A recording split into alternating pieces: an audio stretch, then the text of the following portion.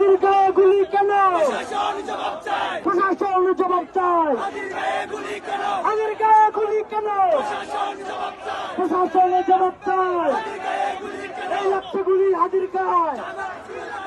আমরা আছি লাখো ভয়, লাগছে গুলি হাদির গায়ে। আমরা আছি লাখো ভয়, 100 এই আমাদের 100 এই 100 এই প্রতিবাদের বিরুদ্ধে, এই সন্ত্রাসীদের বিরুদ্ধে, এই আমার ভাইয়ের কিছু হলে এই চলবে আগুন ঘরে ঘরে। এই হাতের গায়ে গুলি কেন? এই 100 এই কথা দিলে বাক্য নয়, সেই চিন্তা হবে। এই কথা দিলে বাক্য নয়।